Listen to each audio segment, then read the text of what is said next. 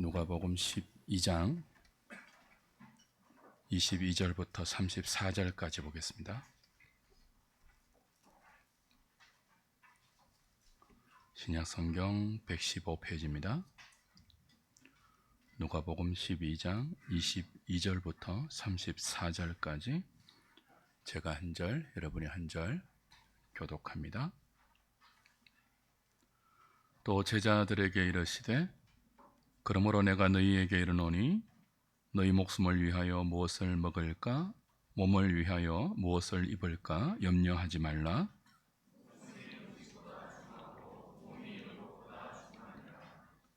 까마귀를 생각하라. 심지도 아니하고 거두지도 아니하며 골방도 없고 창고도 없어되 하나님이 기르시나니 너희는 새보다 얼마나 더 귀하냐.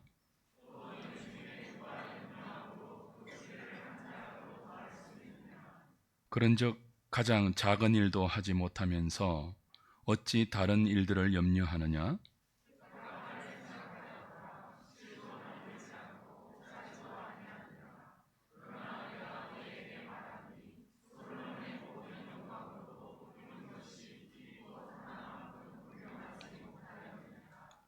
오늘 있다가 내일 아궁 위에 던져지는 덜풀도 하나님이 이렇게 입히시거든 하물며 너희일까 보냐. 믿음이 작은 자들아.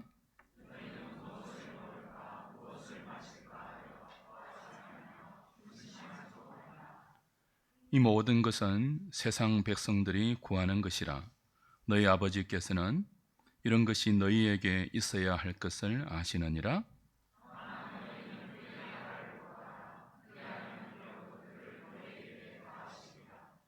적은 무리여 무서워 말라. 너희 아버지께서 그 나라를 너희에게 주시기를 기뻐하시느니라. 너희 소유를 팔아 구제하여 낡아지지 아니하는 배낭을 만들라. 곧 하늘에 둔 바 다함이 없는 보물이니 거기는 도둑도 가까이 하는 일이 없고 좀도 먹는 일이 없느니라. 너희 보물이 있는 곳에는 너희 마음도 있으리라. 아멘.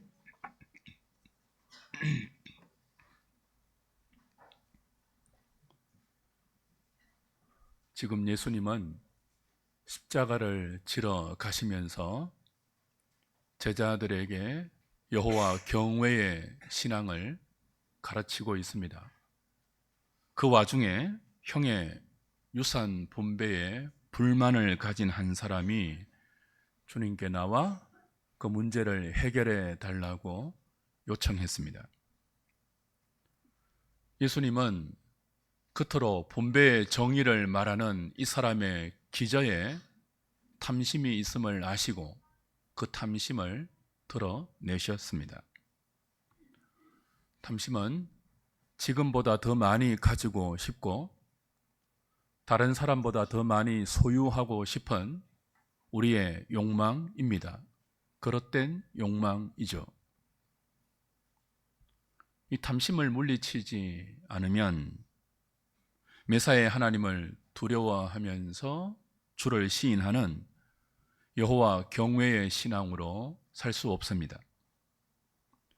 탐심을 극복하지 않으면 어리석은 부자처럼 하나님 앞에서 아무것도 준비하지 못한 채 덕과 같이 도둑처럼 종말을 맞이하게 될 것입니다. 주님은 사람의 생명이 소유의 넉넉함에 있지 아니하니 너희가 여호와를 경외하는 믿음으로 살고 싶다면 삼가 모든 탐심을 주의하고 물리치라 가르쳐 주셨습니다. 이어서 오늘 본문에 오면 염려에 대해서 교훈하십니다. 가르치는 대상이 무리들과 제자들 함께해서 다시 제자들로 조금 더 좁혀지고 집중됩니다. 오늘 22절 보시면 또 제자들에게 이르시되 라고 되어 있죠. 이제 염려라는 이 주제가 제자들을 향한 포커스가 맞추어져 있다는 뜻입니다. 왜 탐심과 염려를 거론하실까요? 이 둘이, 이 두 요소가 여호와 경외의 삶을 살아가는데 결정적인 방해와 장애로 작동하기 때문입니다. 탐심은 조금 더 적극적인 요소로 작동하고 염려는 조금 더 소극적인 요소로 작동하는 것처럼 보이지만 사실은 이 둘은 하나님을 신뢰하지 못하는 불신에서 기인한다는 공통점을 가집니다. 저와 여러분에게도 탐심이 있지 않습니까? 염려가 늘 찾아오지 않습니까? 이 두 가지 요소가 우리가 하나님을 신앙하고 여호와를 경외하면서 살아가는 삶에 언제나 방해거리로 다가오지 않던가요? 제자들도 마찬가지입니다. 제자들이 누굽니까? 주를 따르기 위해서 이미 그들의 생업을 버린 자들입니다. 이들의 현실이 어떻습니까? 모든 것을 버리고 주를 따랐습니다. 그런데 현실은요, 멀쩡한 성인인데 일정한 수입이 없죠. 매일매일 주님만 바라보고 하루하루 건건히 살아가고 있습니다. 어떤 날은요, 너무 배가 고파서 안식일인데 남의 밭에 들어가 허락된 밀 이삭을 잘라 비벼 먹어야 할 정도였습니다. 오늘은 무엇을 먹을까? 다음 끼니는 또 어떻게 해결할까? 그런 염려를 하면서 살았습니다. 제자들인데요. 주님을 따랐는데요. 실제로 이들은 이런 염려를 했습니다. 무엇을 먹을까? 무엇을 마실까? 무엇을 입을까? 그래서 주님이 말씀하시죠. 너희는 목숨을 위하여 무엇을 먹을까? 몸을 위하여 무엇을 입을까? 염려하지 말라.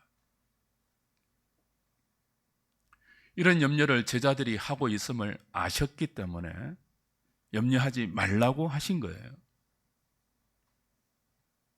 너희가 여호와를 신뢰하는 여호와 경외의 삶을 나를 따르며 배워서 나처럼 그렇게 살고 싶다면 탐심을 물리치는 훈련과 더불어 매 순간 너희들을 엄습하고 있는 먹는 문제, 입는 문제, 마시는 문제에 대한 불안과 염려와 걱정을 극복해야만 한다.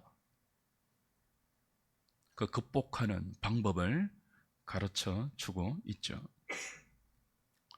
주님이 우리에게 가르쳐 주시는 염려를 극복하는 첫 번째 방법이 무엇입니까? 생각입니다. 무엇이라고요? 생각입니다. 염려가 찾아올 때, 걱정이 생길 때, 내 삶의 미래에 대한 불안이 엄습할 때 뭐 하라고요? 생각하래요. 신자들도 육신을 입고 사는 인생이지 않습니까? 먹어야 살죠. 마셔야 살죠. 입어야 살죠.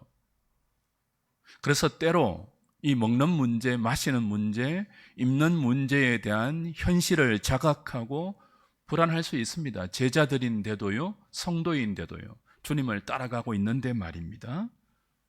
그때 어떻게 해야 할까요? 염려가 연약한 인생들에게 찾아올 수밖에 없는 지극히 보편적이고 자연스러운 현상이라고 밀려오는 염려를 그대로 다 받아서 안고 살아야 할까요? 그렇지 않습니다. 염려는 연약한 우리에게 지극히 자연스러운 현상처럼 보이지만 이 자연스럽게 보이는 염려가 우리 믿음의 목덜미를 물어뜯는 일이와 같습니다. 월이 아닙니까? 월이 일이라고요. 염려는 자연스럽지 않습니다. 자연스럽게 내 마음에 밀려온다고 그걸 자연스럽게 허락하면요, 그 자연스러운 염려가 우리 신앙의 목덜미를 물어 뜯어서 질식하게 합니다. 그래서 내버려 두면 안 됩니다. 극복해야 합니다. 물리쳐야 합니다. 어떻게 물리친다고요? 생각하라고 하십니다. 염려가 몰려올 때 목숨을 위해서 무엇을 먹을까? 목숨을 위해서 무엇을 입을까? 걱정이 밀려올 때 목숨이 음식보다 중하고 몸이 의복보다 중한 것을 생각하라고 하십니다. 생각이 중요해요. 하나님께서 인생의 코끝에 호흡을 주셨습니다. 더군다나 성도들에게는 성령으로 거듭나게 하셔서 그 호흡의 본질인 생명을 주셨습니다. 여호와를 경외할 수 있는 믿음을 주셨고 그분과 교제할 수 있는 제자의 길을 걷게 하셨습니다. 그렇다면 당연히 먹고 마시고 입을 우리의 필요를 공급하시지 않겠습니까? 책임지시지 않겠습니까? 그 당연한 생각을 하라고 하십니다.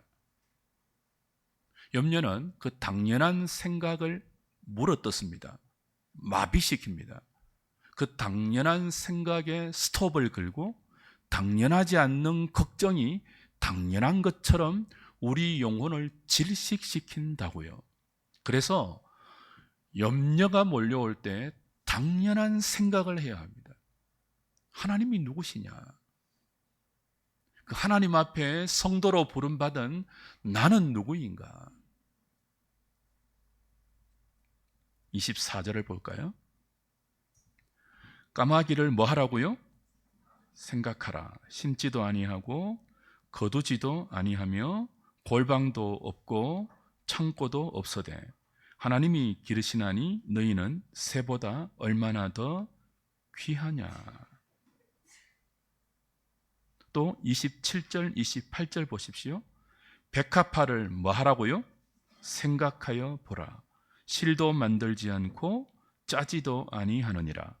그러나 내가 너희에게 말하노니 솔로몬의 모든 영광으로도 입은 것이 이 꽃 하나만큼 훌륭하지 못하였느니라. 오늘 있다가 내일 아궁 위에 던져지는 덜풀도 하나님이 이렇게 입히시거든 하물며 너희일까 보냐. 믿음이 작은 자들아.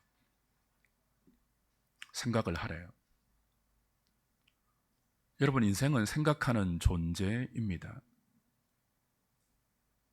로댕이 그 조각품을 그냥 만들었겠습니까?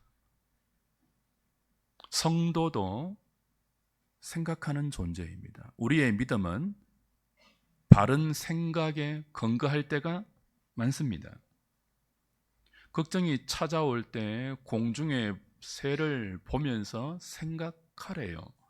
염려가 밀려올 때 덜에 핀 백합화를 보면서 생각하래요. 새를 누가 먹이시는가? 덜풀을 누가 입히시는가? 생각하라고 하십니다. 피조물에 불과한 그들도 하나님이 먹이신다면 피조물이 아니라 하나님의 독생자의 목숨을 값으로 치르고 우리를 자녀 삼으신 우리에게 피조물이 아니라 자녀인 우리를 먹이지 않겠느냐, 입히지 않겠느냐 생각하라고 합니다. 그 생각이 여호와 경외의 신앙의 출발입니다. 매일 먹고 마시는 현실이 우리 앞에 직면하죠. 현실입니다. 먹는 것 현실이라고요. 입는 것 현실이라고요. 피할 수 없는 현실이에요. 그 현실 때문에 때로 염려가 밀려옵니다. 그때 그 현실이 우리 앞에 닥쳐서 불안할 때 생각을 하래요. 그 현실을 어떻게 해석해야 할지 성경에 기초해서 그 현실을 허락하시고 그 현실 속에 살아계신 하나님께서 나와 어떤 관계인지, 이 현실이 하나님 앞에 어떤 의미로 내게 존재하는지 생각하래요.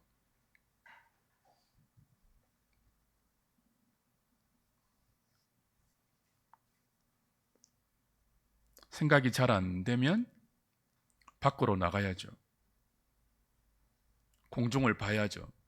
들판을 거느려야죠. 염려가 몰려올 때 가만히 방 안에만 있으면 큰일 납니다. 방 안에 가만히 있으면서 막 그 염려를, 밀려오는 염려를 끌어안고 뭐 염려하고 또 하고 또 하고, 저 구석에서 염려하고 저 방 가서 염려하고 막 저기서 화장실에서 울고 막 현관에서 울고 막 그러면 안 돼요. 염려가 밀려올 때 방문을 박차고 현관문을 박차고 걸어 나가세요. 그리고 눈을 들어 하늘을 보세요.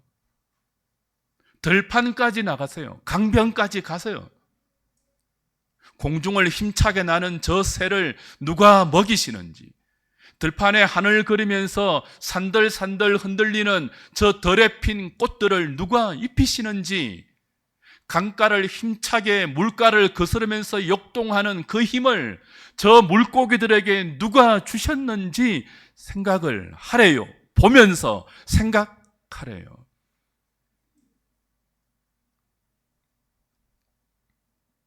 눈을 들어 사방을 보면 하나님의 편지가 가득합니다. 공중에 날아다니는 새, 하나님의 편지입니다. 오늘 아침도 제가 밥 먹고 아파트를 한 바퀴 뛰고 왔거든요. 제가 매일 아침에 30분, 저녁에 30분 우리 집사님 가르쳐 주신 슬로우 조깅 한다고요. 그 앞바퀴 뛰는데 까마귀들, 까치들, 작은 새들이 지적이거든요. 하나님의 편지라고요. 그 새들의 지적임, 날개치는 새들의 날개짓, 하나님의 편지입니다. 들에 핀 백합화, 하나님이 우리에게 메시지를 적어서 보낸 하나님의 편지입니다. 불어오는 바람, 내려쬐는 햇볕, 다 하나님의 편지가 들어 있습니다. 우리가 눈을 들어서 사방을 보면 하나님의 편지가 우리에게 말하죠. 그 편지 속에 적혀 있는 새들이 말하고요, 들에 핀 풀들이 말하고요, 강변에 물을 헤엄치는 고기들이 말하고, 우리 머리칼을 스치고 지나가는 바람결이 말할 거예요. 언니, 오빠, 형님들, 먹는 것 때문에 염려하지 마세요. 언니들, 오빠들, 입는 것 때문에 걱정하지 마세요. 피조물에 불과한 우리도 하나님이 이렇게 입히고 먹히고 먹이시고 활동하게 하고 헤엄치게 하고 움직이게 하도록 하시지 않습니까? 피조물이 아니라 우리와는 비교할 수 없는 존귀한 존재인 하나님의 독생자를 내어주시고 여러분을 하나님의 자녀 삼으신 언니, 오빠, 형님들이라면 어떻게 책임지지 않겠습니까? 라고 누가 이야기해 준다고요? 하나님의 편지인 새들이 여러분에게 말해 줄 거예요. 머리칼을 스쳐 지나가는 바람이 여러분의 귓가에 그렇게 얘기해 줄 거라고요. 염려하지 마세요. 살랑살랑살랑. 네?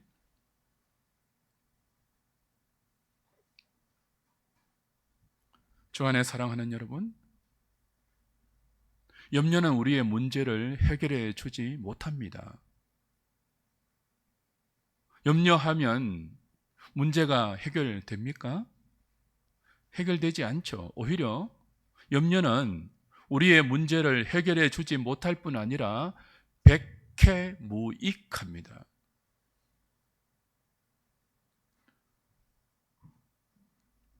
(25절) 26절 보십시오. 염려가 어떻게 우리의 문제를 해결해 주지 못하는지 주님은 이렇게 말씀하시죠. 25절, 또 너희 중에 누가 염려함으로 그 키를 한 자라도 더할 수 있느냐? 그런즉 가장 작은 일도 하지 못하면서 어찌 다른 일들을 염려하느냐? 자, 염려함으로 키를 한 자나 더하지 못한다 했죠. 여기 키는 신장을 의미하기도 하지만 더 정확한 뜻은 수명입니다. 목숨의 수한이에요. 염려한다고 우리 목숨을 1초라도 더 연장할 수 없다고요. 염려한다고 적은 키가 자라지 않습니다. 염려한다고 살이 빠지지 않습니다. 염려한다고 목숨이 1분이라도 연장될 수 있다면 얼마든지 염려해야죠. 염려하는 것만큼 오래 살 수 있다면 기를 쓰고 염려해야죠. 그런데 염려하면요, 목숨이 연장되기보다는 오히려 염려하는 것만큼 수명이 쪼그라들고 생명이 위태롭지 않습니까? 염려는 우리의 문제를 해결해 주지 못하고 백해무익합니다. 그래서 염려하지 말아야죠. 염려가 얼마나 무익한지, 해로운지 주님은 조금 뒤에 누가복음 21장 가면 이렇게 말씀해 주십니다. 누가복음 21장 넘어가 보세요. 34절입니다.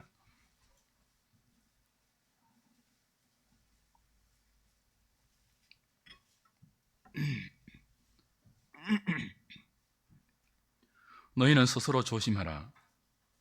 그렇지 않으면 방탕함과 술취함과 생활의 염려로 마음이 둔하여지고 뜻밖의 그날이 득과 같이 너희에게 임하리라. 자, 주님이 지금 염려를 술취함, 방탕함과 동급으로 취급하고 계십니다. 염려가 술취함과 같습니다. 염려와 방탕함이 같다고 하십니다. 어떻게 같죠? 무엇이 같습니까?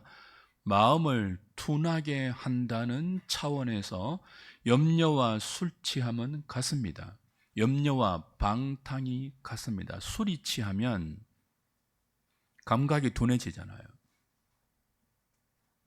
방탕할 때도 자신의 삶에 대한 영적 센스가 마비됩니다.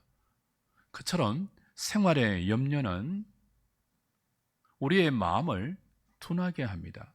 우리 마음 속에 있는 하나님을 향한 영적 안테나가 마비되게 합니다. 그렇게 되면 우리가 마지막에 대한 영적 센스도 둔하게 되어서 하나님 앞에서 인생의 종말을 준비하지 못하게 만듭니다. 그래서 도둑처럼 자신의 종말을 맞이하게 만드는 것이 생활에 대한 염려입니다.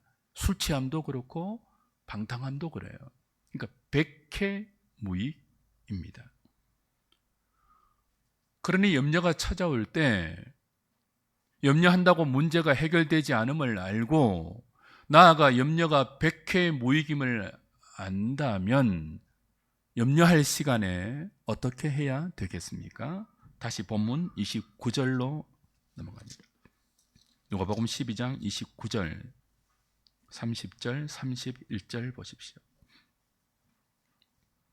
같이 읽겠습니다. 시작. 너희는 무엇을 먹을까 무엇을 마실까 하여 구하지 말며 근심하지도 말라.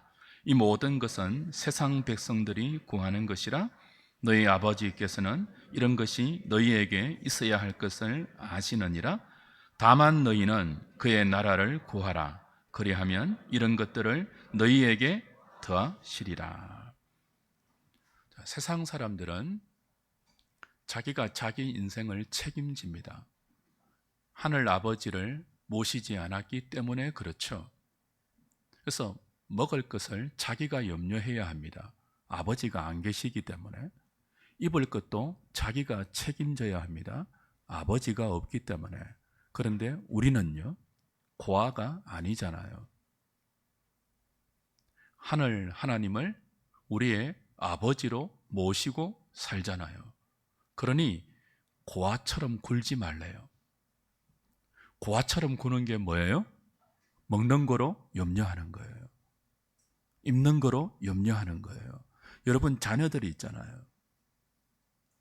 자녀들이 매일 일어나서 오늘 또 뭘 먹을까? 오늘 또 뭘 입지? 오늘 차비는 어떻게 하지? 그럼 부모가 어떻게 했어요? 속 안 상하겠어요? 고아는 그런 염려하죠. 고아는. 근데 아버지가 있다고요. 등록금을 줄 아버지가 있다고요.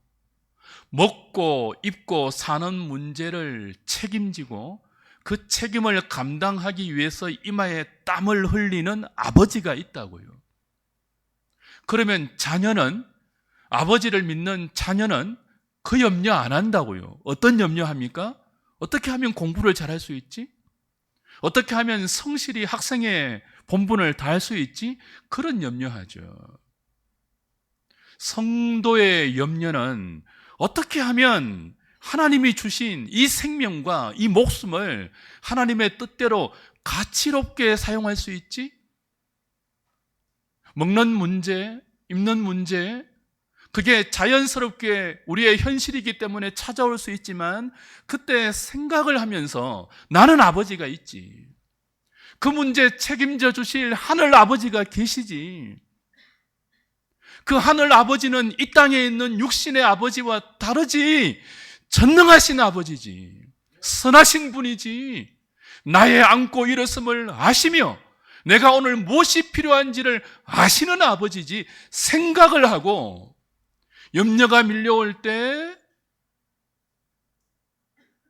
마땅한 자녀의 생각, 그의 나라를 지금 내가 구하고 있는지, 내가 어떻게 사는 것을 하나님이 기뻐하시는지, 염려할 그 시간에 생각을 바꾸라는 거예요. 그런 생각으로 그 나라를 구하고 그의 의를 구하고 내 인생을 향한 그분의 뜻을 구하면 하나님이 32절 어떻게 하신다고 해요? 32절, 적은 무리여 무서워 말라. 너희 아버지께서 그 나라를 너희에게 주시기를 기뻐하시느니라. 우리는 적은 무리가 맞아요. 주님은 우리를 이리 앞에 양떼처럼 보냅니다. 이리 떼 앞에 연약한 양처럼 보내십니다. 세상은 흉악한 이리가 들끓는 것처럼 보이죠. 우리는 그 세상 앞에 울부짖고 있는 이리 떼 앞에 아무런 항거할 힘이 없는 연약한 양처럼 보이죠. 적은 무리가 맞아요. 먹는 문제 염려거리로 찾아올 수 있습니다. 적은 무리라고요. 양이라고요. 입는 것 때문에 걱정할 수 있어요. 아십니다, 하나님께서. 그래서 뭐라고 하십니까? 내가 너희 아버지니 제발 좀 생각하라. 그리고 내가 너희들에게 얼마나 스탠바이 되어 있는 줄을 좀 알아라.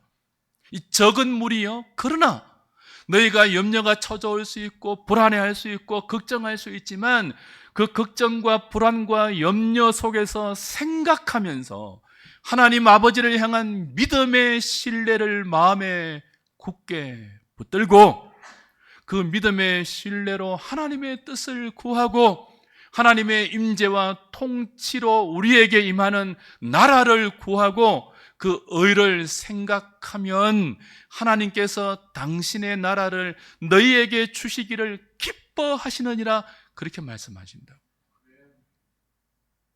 그러니까 하나님은요, 저와 여러분이 염려가 찾아올 때 그 염려를 붙들고 그냥 그 염려에 매몰되고 그 염려에 푹 빠져가지고 믿음을 잃어버리고 그 염려라는 이리에 물어 뜯겨서 처참한 모습의 믿음을 갖고 살지 말고 생각을 통해서 믿음을 다시 굳게 하여 하나님의 나라를 우리 마음속에 앙망하면서 내게 허락된 이 생명과 이 남은 시간들을 어떻게 주님 앞에서 살아가면 좋을까?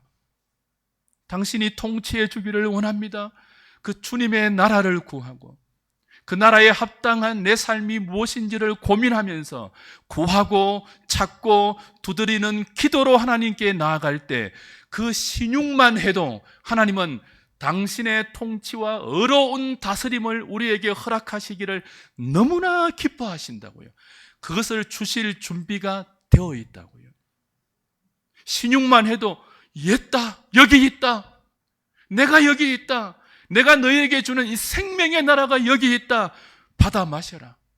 목마른 자여 받아 마셔라. 내가 생수를 줄게 준비되어 있다고요.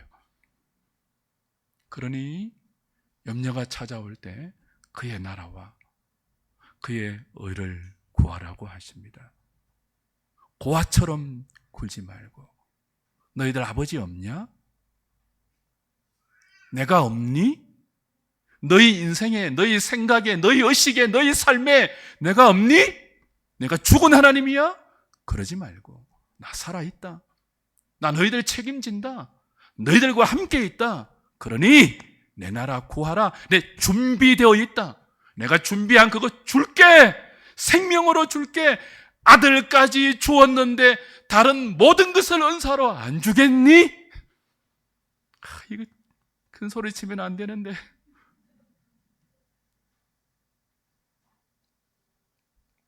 답답해서 그래요.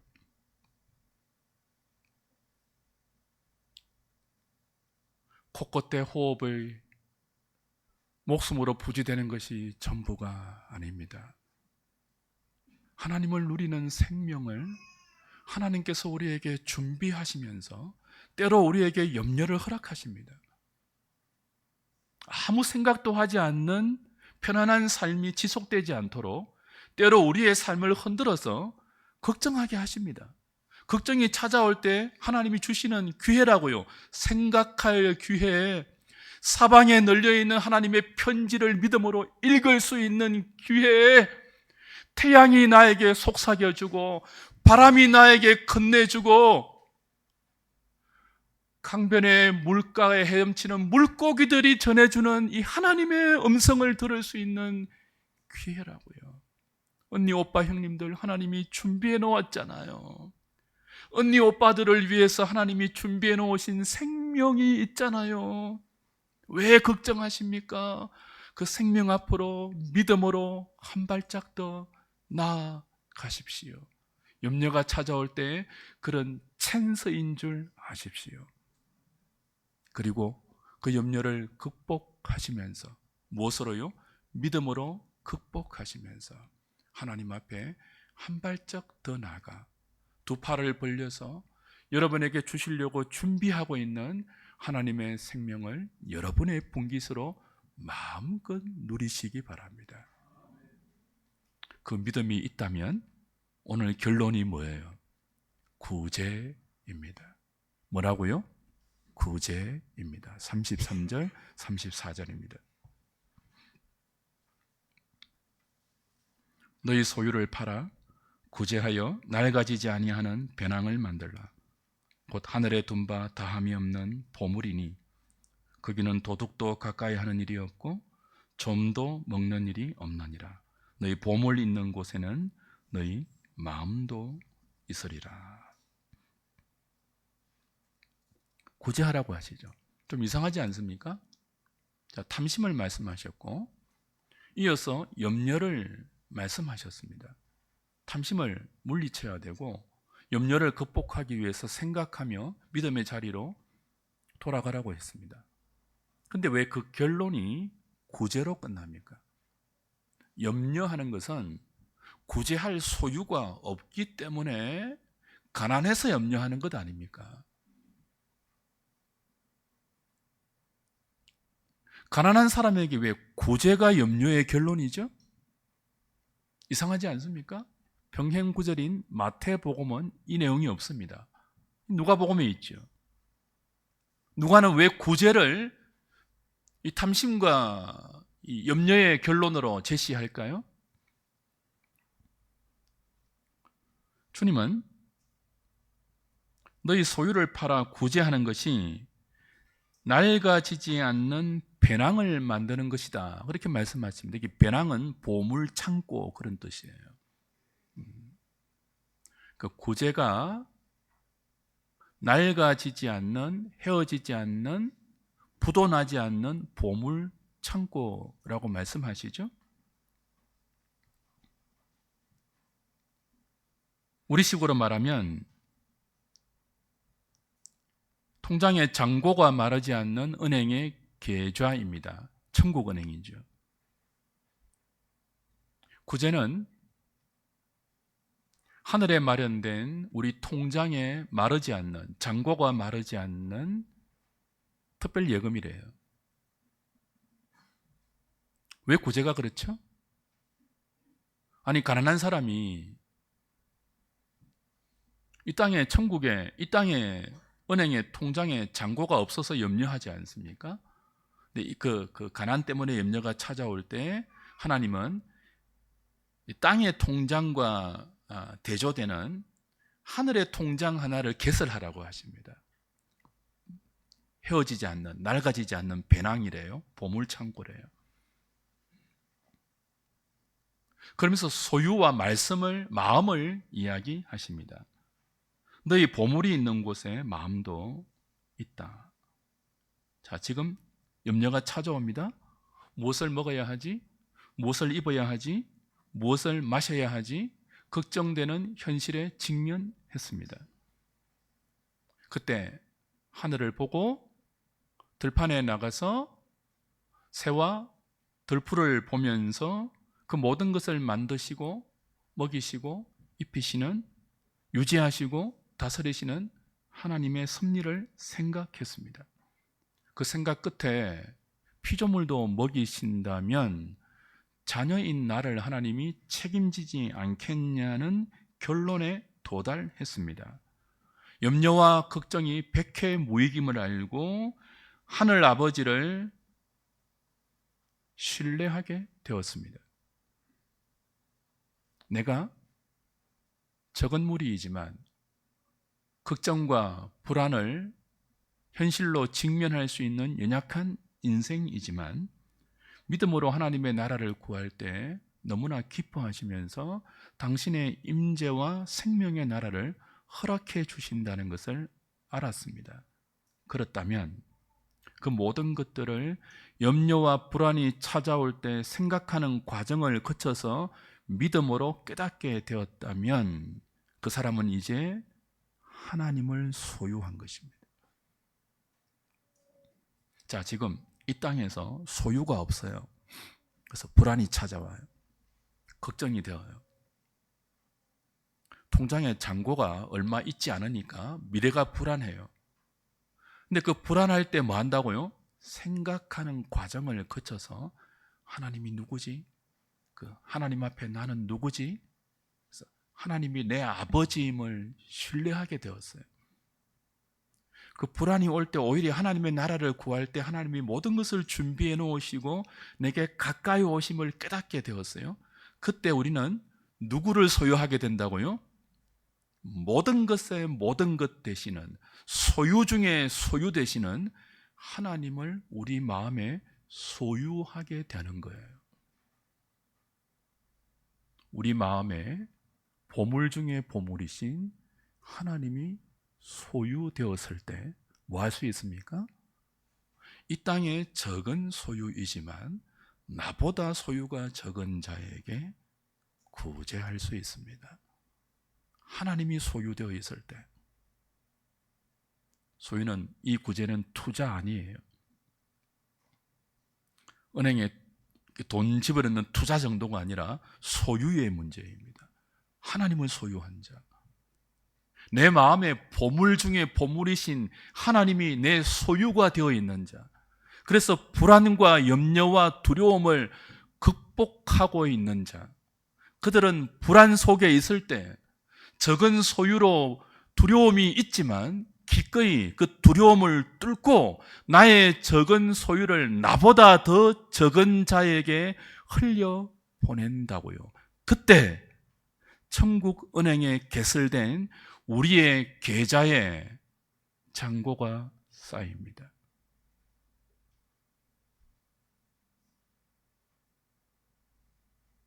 그 잔고를 보면 불안해하지 않을 수 있습니다. 여러분, 우리 은행, 국민은행, 새마을금고, 농협, 우체국, 그 통장 들여볼 때마다 어떻습니까? 저는 사례 받으면 그날 바로 없어지던데. 이 카드값, 저 카드값. 그러니까 이 땅의 은행의 통장만 바라보면 늘 불안하잖아요. 그러니까 뭐 개설하시라고요? 믿음으로 하늘은행 통장을 하나 개설하시고, 거기 하나님이 우리가 구제할 때마다, 하나님을 소유한 자로서 믿음으로 구제할 때마다 하나님이 낡지 아니하는, 떨어지지 아니하는 예금 이자로 쌓아두시는 그 하늘은행의 잔고를 보시면서 걱정하지 마셔야 됩니다. 그 영원한 우리의 생명과 연관되는 것이니까. 그 하늘은행 계좌 오늘도 하나씩 개설할 수 있는 저와 여러분 되기를 바랍니다. 남들이 모르게 구제하십시오. 구제만 받지 말고 구제하십시오. 마음으로도 하시고, 기도로도 하시고, 물질로도 하시고, 초코파이로도 하시고, 적은 것부터 하세요.